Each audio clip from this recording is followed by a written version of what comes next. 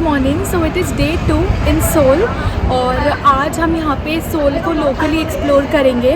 Super excited. सबसे पहले तो हम लोग यहाँ पे जा रहे हैं गयोंगबोकुंग पैलेस, जो कि यहाँ का सबसे पुराना और सबसे मेन रॉयल पैलेस है। सो let's go.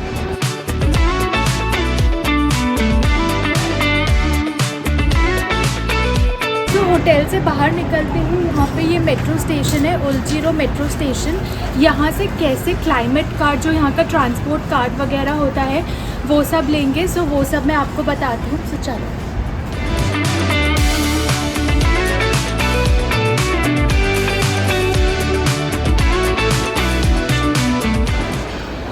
This is the T money card. इसको क्लाइमेट कार्ड भी कहते हैं। ये आप किसी भी कन्वीनियंस स्टोर से भी ले सकते हो, नहीं तो हर मेट्रो स्टेशन पे इंफॉर्मेशन सेंटर्स, बेसिकली ऑफिस बना रखे हैं, वहाँ पे भी आपको ये क्लाइमेट कार्ड मिल जाएगा। 3000 से 4000 वॉन के बीच में एक कार्ड मिलता है। और ये जो कार्ड है, आप इनको इस तरीके के वेंडिंग मशीन्स में रिचार्ज कर सकते हो खुद से। बस दो चीज़ों का ध्यान रखना है। पहला कि इसको रिचार्ज करते समय आप कोई सा भी कार्ड यूज़ नहीं कर सकते, आपके पास कैश होना ज़रूरी है।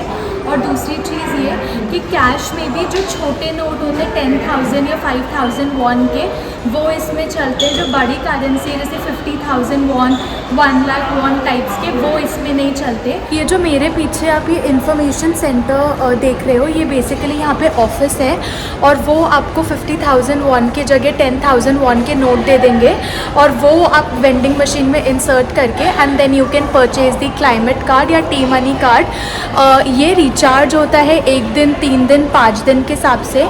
हमने 5 दिन का रिचार्ज करवाया है और उसके लिए हमको कॉस्ट आई है 15,000 कोरियन वॉन पर कार्ड।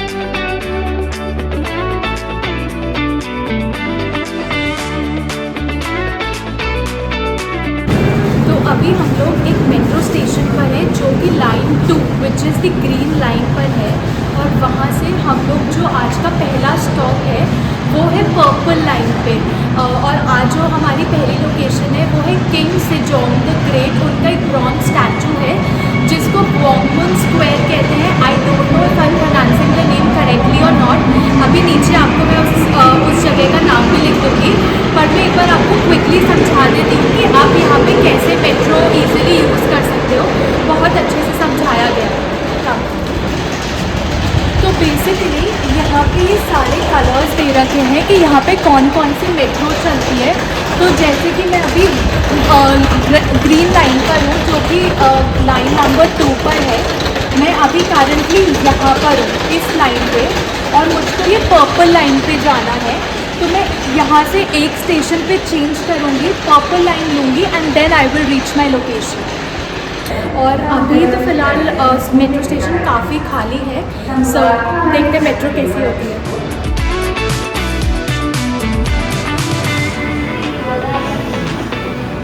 तो जैसे मैं इस स्टॉप पे उतर गई और यहाँ पे क्लियरली बताया हुआ है कि अगर मुझे पर्पल लाइन लेनी है तो मुझे उस डायरेक्शन में जाना है। तो वहाँ पे चलते हैं, पर्पल लाइन लेते हैं और फिर उस स्टैचू को देखते हैं क्या है।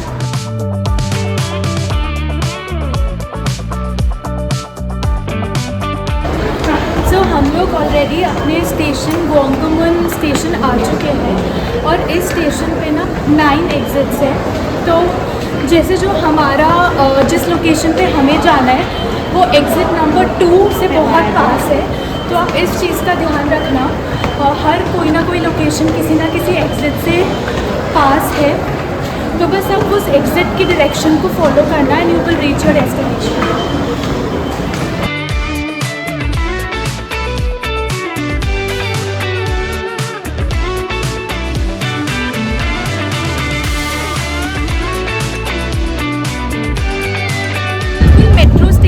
एग्जिट नंबर 2 के बाहर निकलते ही आ गया ये ग्योंगमुन स्क्वायर।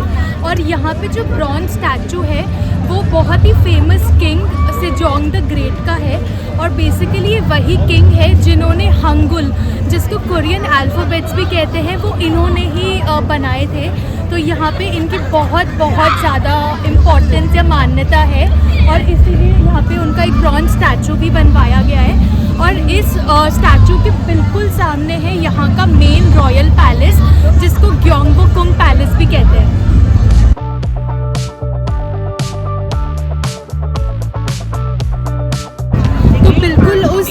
ब्रॉन्ज स्टैचू के सामने गयोंगबोकुंग पैलेस है। आई एम श्योर आपको भी यहाँ से दिख रहा होगा। और ना यहाँ पे 11 बजे गार्ड चेंजिंग सेरेमनी होती है। It's already 10:50 AM right now. Let's see वो हम देख पाते हैं कि नहीं। चलो।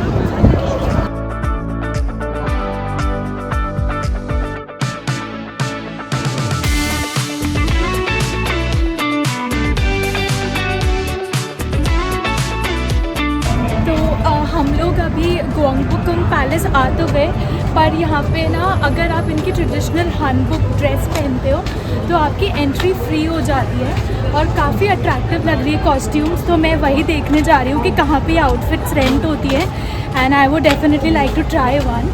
तो चलते हैं। यहाँ पे ऐसे मेरे पीछे लाइन से आउटफिट रेंटल शॉप्स है। आप यहाँ पे इसमें किसी भी शॉप में अंदर जाके आउटफिट रेंट कर सकते हो।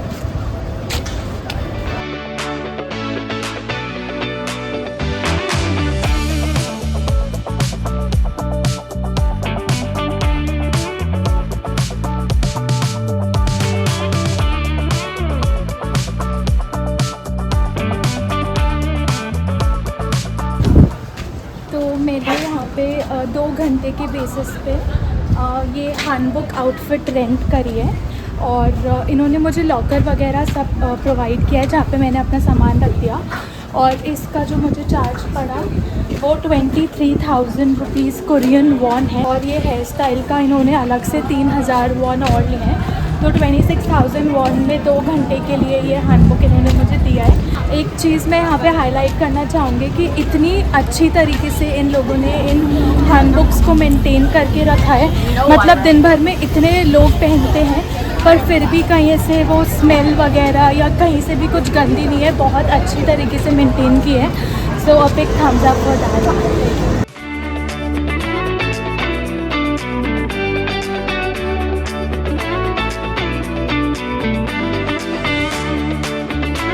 यहाँ पे मैं देख रही हूँ कि ऑलमोस्ट सब ने ही हैंडबुक रेंट करा हुआ है, चाहे कोई लड़की हो चाहे लड़का। और जो अगर आप इनकेस हैंडबुक नहीं पहनते तो फिर इस पैलेस में एंट्री टिकट जो होती है वो है 2,000 कोरियन वॉन।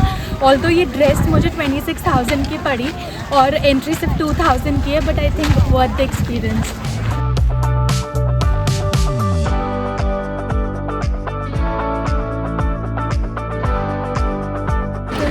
ऐसे तो मैं बिना लाइन लगे भी अंदर जा सकती हूँ क्योंकि मैंने हैंडबुक पहना हुआ है। क्योंकि अक्षय ने हैंडबुक नहीं पहना है तो मैं उसके साथ टिकट वाली लाइन में लगी हूँ और काफ़ी बड़ा क्यू है जैसे कि आप देख सकते हो अंदर जाने के लिए।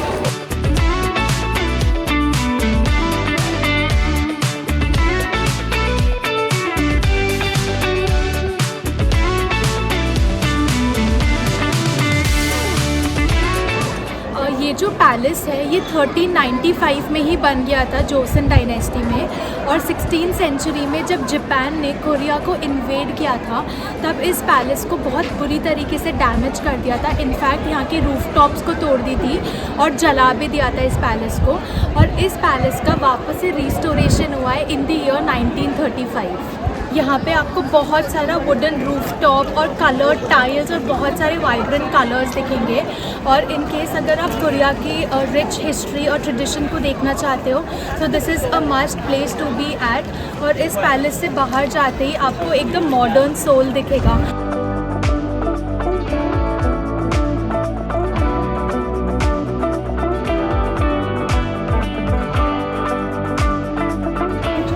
आप देख रहे हो वो किंग का थ्रोन हुआ करता था और इस एरिया में जाना अलाउ नहीं है।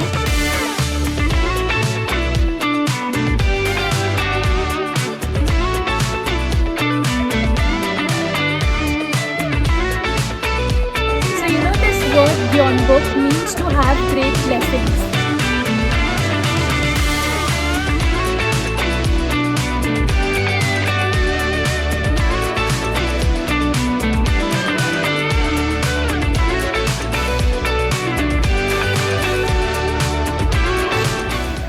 ज़्यादा बड़ा पैलेस है। पिछले 1 घंटे से हम ये पैलेस ही घूमे जा रहे हैं पर अभी भी ख़त्म नहीं हो रहा है।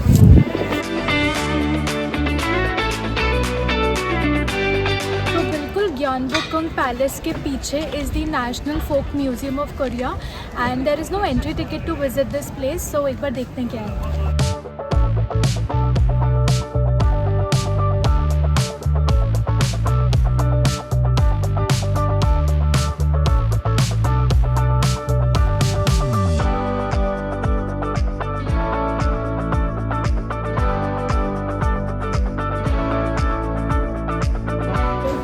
National Folk Museum of Korea में जो जोसन डायनेस्टी के समय जो सामान यूज़ किया जाता था, जैसे कि बड़े बड़े किमची के जार्स और डॉक्यूमेंट्स और स्टेशनरी को रखने की रैक्स, ड्रेसिंग टेबल्स, पहले कैसे कपड़े पहना करते थे, उन सब को यहाँ पे प्रिजर्व किया गया है। और यहाँ पे अंदर पूरा अच्छे से बताया है कि किस तरीके से पहले ट्रेडिशनल घर जिनको हानॉक कहते हैं वो सब हुआ करते थे।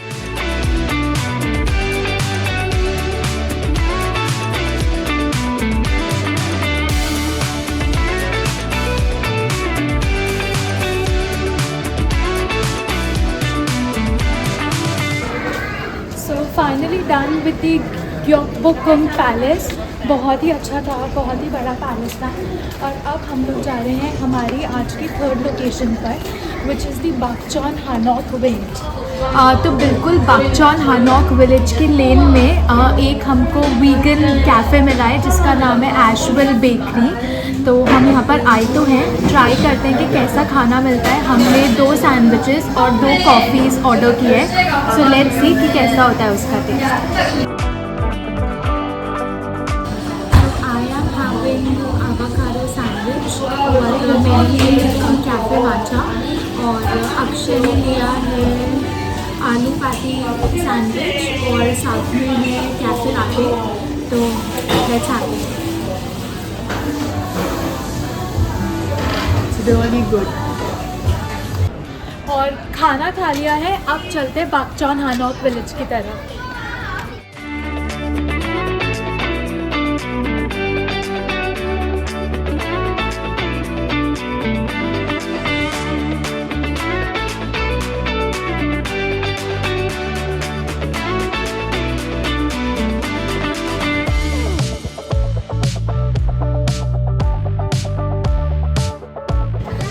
जो पूरा एरिया है इसको bakcheon hanok विलेज बोलते हैं। सो बेसिकली हानॉक मतलब जो पुराने ट्रेडिशनल कोरियन हाउसेस हैं उन्हें हानॉक बोला जाता है। और मेरे बिल्कुल उस साइड है मॉडर्न सोल, और यहाँ पे आपको ट्रेडिशनल पुराने घर दिखेंगे। यहाँ पे आज भी लोग रहते हैं, इसीलिए थोड़ा धीरे बोलना पड़ रहा है। और अगर आप यहाँ पे सुबह 7 से 8 के बीच में आओगे तो आपको बिल्कुल भी टूरिस्ट नहीं मिलेंगे। और आपको पता है कि इन घरों को मेंटेन करने के लिए आज भी यहाँ की गवर्नमेंट इन लोगों को हर महीने सब्सिडी देती है। तो इस एरिया में भी ना बहुत सारी रेंटल शॉप्स हैं जहाँ से हानबुक रेंट करके लोग बाग ये पहन के ऊपर ट्रेडिशनल विलेज में चल रहे हैं। और ये जो लोकेशन है मैंने इतने सारी कोरियन मूवीज़ और ड्रामाज में देखा है that I just still can not contain my excitement कि मैं यहाँ पर हूँ। और जो लास्ट सीरीज़ मैंने देखी थी वो Love Struck in the City थी, जहाँ पे मैंने ये विलेज देखा था। So I am very excited about it.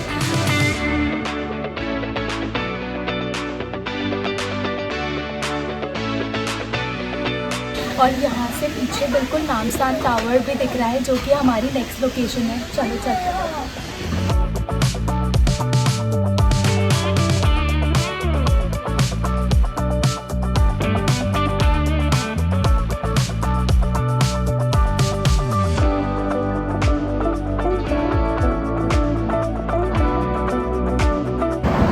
तो हमारी अगली लोकेशन है the most iconic landmark of Seoul, तो नामसान टावर। वहाँ चलना है।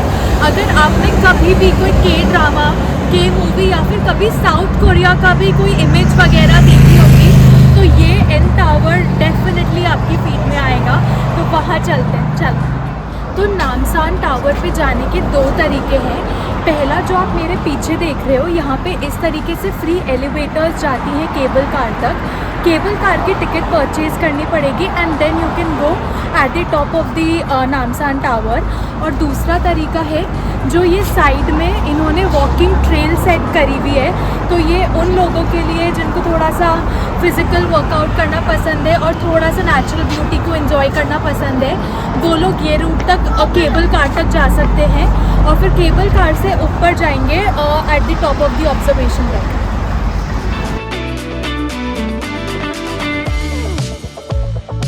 और इस तरीके से ना पूरी वॉकिंग ट्रेल सेट करी हुई है जो आपको नामसान टावर के बेस तक लेके जाएगी, तो वहाँ तक तो चलते हैं।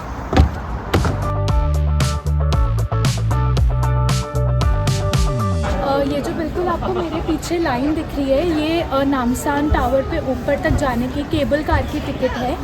और ये जहाँ हम खड़े हैं वो अभी बेस है, तो बेस पे आने के लिए जो अभी मैंने आपको एलिवेटर दिखाई, या तो आप वो यूज़ कर सकते हो या हमारे जैसे वो जो वॉकिंग ट्रेल है उसकी स्टेयर्स चढ़ के आप यहाँ पर आ सकते हो। तो यार चेंज ऑफ प्लान्स, अगर केबल कार की टिकट लाइन में खड़े रहते तो कोई आधे पौन घंटे तक भी नंबर नहीं आता, इतना लंबा रास्ता। तो हम लोग यहाँ पर आ गए स्टेयर्स पे, वॉकिंग ट्रेल है। It will take about 20-25 minutes to reach at the top of the Seoul tower. तो हम सोच रहे हैं कि ट्रैक करके ही जाते हैं। सो देखते हैं if we'll be able to even complete the track और नो। सो लेट्स गो।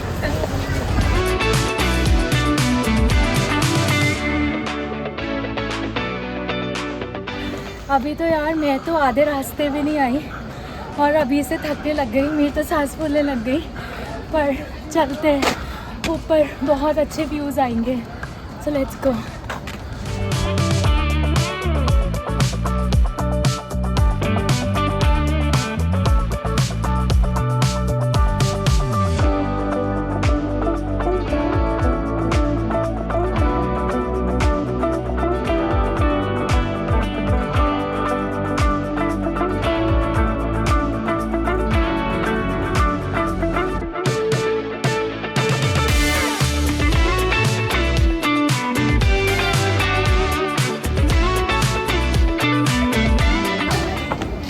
थोड़ा सा डिफ़िकल्ट ट्रैक है, पर इतने जो खूबसूरत व्यूज़ हैं वो केबल कार से नहीं मिलेंगे। So totally worth it.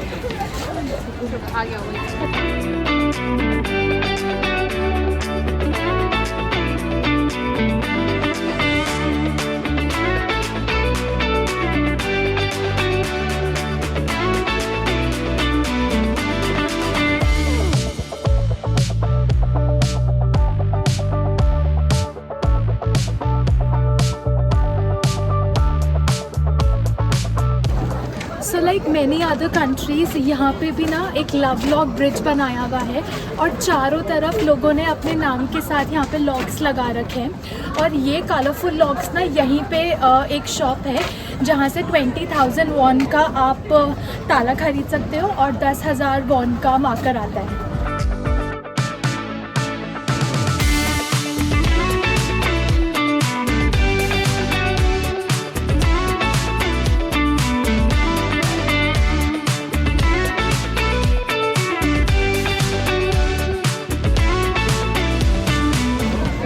Finally आधे घंटे का ट्रैक करके हम पहुंच गए नामसान टावर। इसको सोल टावर भी कहते हैं और यहाँ पे बहुत चहल पहल है, बहुत सारे रेस्टोरेंट्स वगैरह, कैफ़ेज़ वगैरह यहाँ पर हैं। और मैं आपको ना कुछ फ़न फैक्ट्स भी बता देती हूँ नामसान टावर के बारे में। तो ये जो टावर है ये बेसिकली एक टेली कम्युनिकेशन टावर के फॉर्म में इसको बनाया गया था, जिससे सोल और सोल के आसपास के एरियाज़ में टेलीविज़न और रेडियो सिग्नल्स आराम से ट्रांसमिट हो सकें। और आज की तारीख में it's a very popular tourist attraction. इसकी टोटल हाइट 236 मीटर्स या फिर 775 फीट है और इसमें ऊपर तक जाने के लिए ना एक ऑब्जर्वेशन डेक भी है। तो लेट्स सी कि वहाँ पे जाते हैं कि हम लोग नहीं जाते। और ये जो टावर है it opens every morning from 10 AM till 11 PM।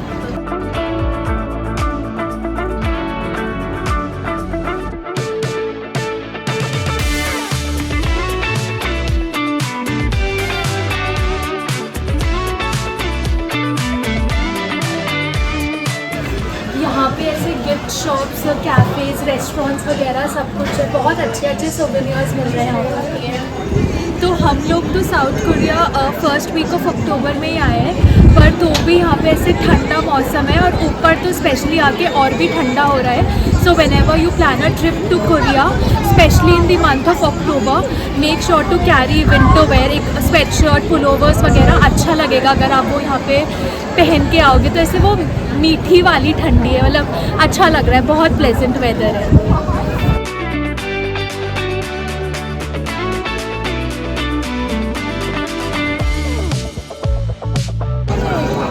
तो हमें भी ऊपर ऑब्जर्वेशन डेक तो जाना था, पर 1 घंटे का वेटिंग टाइम है, तो अभी तो हम नहीं जा रहे। अगर फिर से दोबारा चांस मिला तो डेफिनेटली जाएंगे। बाकी यहाँ से भी बहुत अमेजिंग व्यूज़ है, बट इन केस अगर आप ऊपर जाते हो तो ऊपर एडल्ट्स की जो प्राइस है टिकट की वो है 21,000 कोरियन वॉन, और या फिर अगर आपके साथ बच्चे या फिर कोई सीनियर सिटीजन है तो उनकी प्राइस है 16,000 Korean von.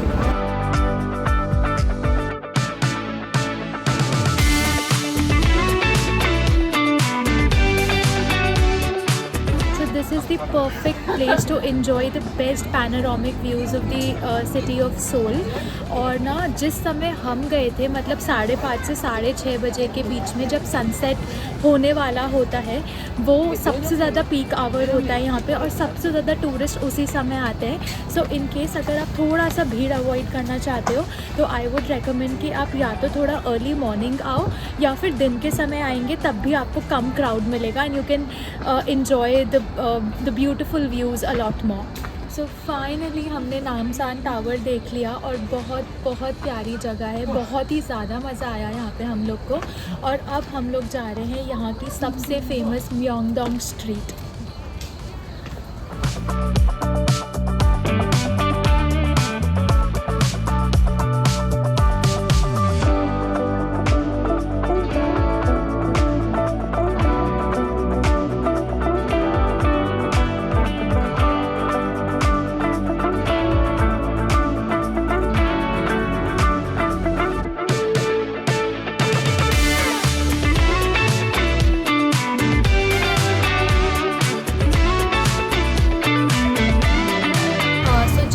With the dinner, और आज हमने यहाँ पे ताज में खाना खाया। हम लोगों ने 1 सब्ज़ी, कढ़ाई पनीर और 2 लच्छा पराठा ऑर्डर किए थे। आई वुड से खाने का टेस्ट एवरेज था, बहुत ज़्यादा अच्छा नहीं लगा मुझे। और हमारा बिल आया 32,000 Korean von, which is like 2,000 Indian rupees. और ये जो होटल है ये बिल्कुल जो म्योंगडोंग कैथेड्रल है बिल्कुल उसके सामने है। तो हाँ, इन केस अगर आप आओ कोरिया तो यहाँ पे एक बार खाना खा सकते हो। एंड एक और चीज़ कि अगर आप यहाँ पे ब्रेड्स में इन पर्टिकुलर सिर्फ लच्छा पराठा और रोटी में अंडा नहीं डलता, बाकी नान वगैरह, गार्लिक नान या जो भी और बाकी प्रेपरेशंस हैं उन सब में अंडा डलता है। तो either you can have rice और you can have lachha paratha and roti if you are a vegetarian. और अब हम फाइनली जा रहे हैं म्योंगडोंग स्ट्रीट। ये जो स्ट्रीट है वो बहुत फेमस है अपने लोकल फूड मार्केट के लिए, शॉपिंग के लिए। और जैसे इंडिया में सफोरा होता है वैसे यहाँ पे जगह जगह आपको ओलिव यंग के स्टोर्स मिलेंगे। So Olive Young is basically for all the Korean beauty, skin care and makeup. आपको सब कुछ यहाँ पे मिल जाएगा, बहुत लाइवली मार्केट है। तो चलो एक बार वहाँ पे भी चल लेते हैं।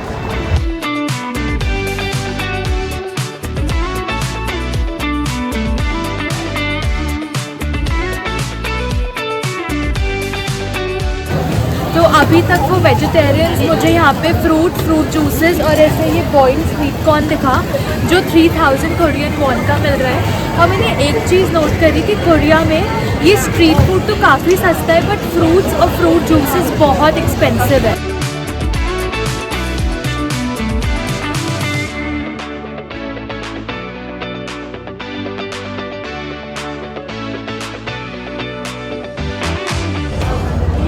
अंडरग्राउंड में कोई शॉपिंग सेंटर है वो भी देखना है।